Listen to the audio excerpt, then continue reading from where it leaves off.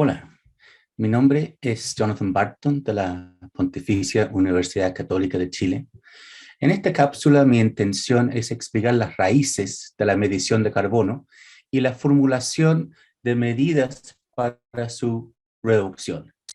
Estas raíces se inician en los años 70 con el desarrollo del pensamiento económico aplicado a los desafíos ambientales, que fueron comentados con tanta preocupación en el libro La Primavera Silenciosa de Rachel Carson en 1962.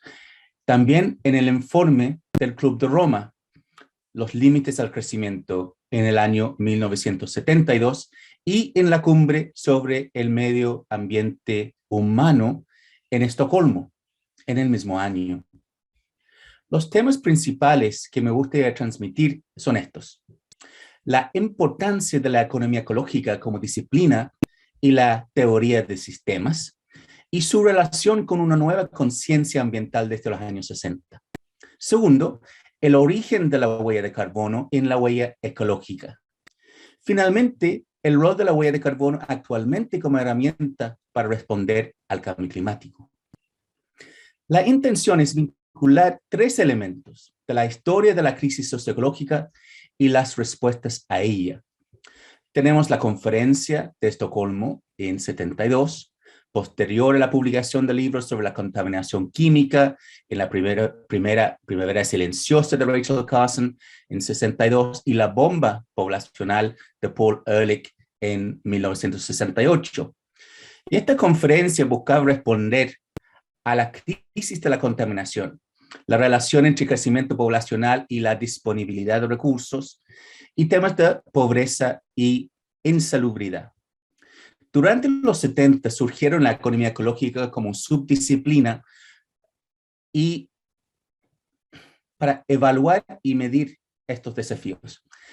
Estas mediciones de las interrelaciones socioecológicas fueron complementadas con la teoría de sistemas de von Bertalanffy. En la teoría de sistemas, la importancia de reconocer relaciones, conexiones y retroalimentaciones fueron enfatizadas. Más reciente, Kate Raworth y su concepto de economía del donut demuestra estas conexiones entre procesos naturales y dimensiones socioeconómicas para un espacio seguro y justo para la humanidad. Otro ejemplo del vínculo entre sistemas y economía ecológica es el trabajo realizado en Kalundborg, en Dinamarca, para vincular actividades y procesos productivas y residenciales para maximizar el uso de recursos, biproductos y los productos mismos. Es un ejemplo de lo que se llama ecología industrial. Ejemplos basados en evaluaciones de territorios urbanos y regionales, como el caso de Santiago de Chile y Antofagasta, ofrecen evidencia de aplicaciones para evaluar la sustentabilidad regional, integrando muchas variables. Los métodos usados incluyen la huella ecológica, flujo de materiales y el índice de progreso genuino. Estos métodos se basan en evaluaciones sistémicas, incluyendo instrumentos que fueron parte de la evolución de la economía ecológica. La huella ecológica es el precedente para la huella de carbono. Es una metodología que surge de la colaboración entre Mathis Wackenagel y William Rees. La huella ecológica busca medir el consumo de materiales, alimentos, agua, energía y otros elementos para comparar este consumo con el territorio requerido para generar estos mismos elementos. Para poder resumir este cálculo, el resultado se mide en hectáreas por cápita por año. El proceso de recolectar datos diversos en distintas categorías es complejo. Sin embargo, el cálculo final nos da una estimación de la capacidad de carga de un territorio y la relación con el consumo de los habitantes en este territorio. Cuando el consumo excede la capacidad de carga del territorio, hay una huella sobre otros territorios. El primer cálculo realizado en una ciudad-región fue el caso de Santiago de Chile, hecho por Wachenagel con el Instituto de Ecología Política y publicada en la revista Local Environment en el año 1998. Es a nivel internacional que la huella ecológica ha tenido mayor impacto, a través de las colaboraciones para afinar la metodología en el Global Footprint Network. Esta imagen muestra el desafío de llegar al cuadrante de desarrollo sustentable, abajo a la derecha. Esta figura relaciona a la huella ecológica de cada país. En el eje Y, con el índice de desarrollo humano, y el eje X en el índice de desarrollo humano. El índice de desarrollo humano relaciona 4 indicadores de desarrollo humano: alfabetismo, años de escolaridad, longevidad e ingresos. El cuadrante indica una zona de buen nivel de desarrollo humano, con una huella ecológica reducida. Usos de la huella ecológica aparecen en otros cálculos de economía ecológica también, como el índice de planeta feliz, donde la satisfacción de la vida y la longevidad, elementos que queremos maximizar, son divididos por la huella ecológica, que queremos disminuir. La huella de carbono está presente en la huella ecológica, en la dimensión de energía y el uso de fuentes fósiles. Sin embargo, la huella de carbono ha sido reforzada como herramienta para enfrentar el cambio climático, separado de la huella ecológica más amplia. Básicamente, la huella de carbono mide el nivel de una actividad y el factor de emisiones asociadas. Aquí tenemos un ejemplo.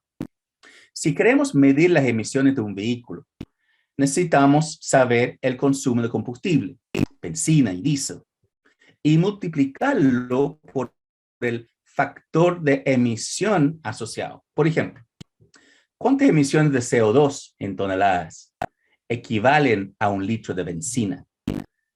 Cuando medimos todas las actividades de un país, tenemos las emisiones de CO2 nacional y podemos comparar estas emisiones de carbono. Adicionalmente, podemos ver las emisiones en relación con el crecimiento económico, medido como el Producto Interno Bruto. Es otra forma de comparar los países. Sin embargo, debemos considerar que cada país también tiene la posibilidad de secuestrar carbono con sus bosques, que absorben dióxido de carbono. Un país que tiene más capacidad de secuestro que sus emisiones no registraría una huella, de la misma forma que la huella ecológica como metodología anterior. Es por eso que la huella de carbono nos ayuda a pensar en balances entre emisiones y secuestro o captura de carbono. Podemos reducir emisiones, pero a la vez podemos aumentar la capacidad de secuestro con nuevos bosques, por ejemplo. La ventaja del cálculo de carbono es que sirven para medir nuestras propias prácticas diarias, como huellas personales, mientras que sirven para instituciones como universidades, empresas y ministerios, como para territorios como islas, ciudades y regiones. En las negociaciones internacionales, son los inventarios nacionales que han documentado los balances de carbono y las huellas de carbono de cada país. Sin embargo, los desafíos de reducir las huellas son para nosotros mismos y las instituciones donde estudiamos y trabajamos.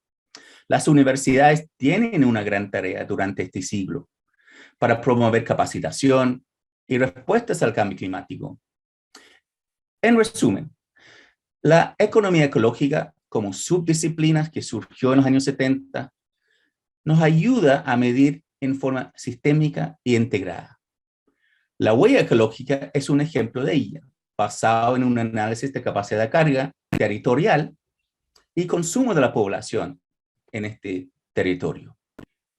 Finalmente, la huella de carbono, que desprende de la idea de la huella ecológica, nos ayuda a medir emisiones de CO2 en términos de volumen total en términos de su impacto como gases de efecto invernadero en la atmósfera, con los factores de emisión por cada elemento, y también para ver el balance entre emisiones y captura de carbono, reflejado en una huella. Es una herramienta clave para calcular las huellas de nuestras propias universidades e instituciones de educación superior. Y de ahí implementar acciones concretas. Dos preguntas que sirven para reflexionar sobre la materia presentada son las siguientes. Primero, ¿cómo podemos entender mejor los efectos sistémicos de las emisiones, reducciones y secuestro de carbono? ¿Y qué falta para aumentar esa conciencia sistémica? Segundo, ¿cuáles son las diferencias y las ventajas y desventajas si comparamos la huella ecológica con la huella de carbono? Estas son preguntas para reflexionar con sus compañeros y compañeras. Que estén muy bien.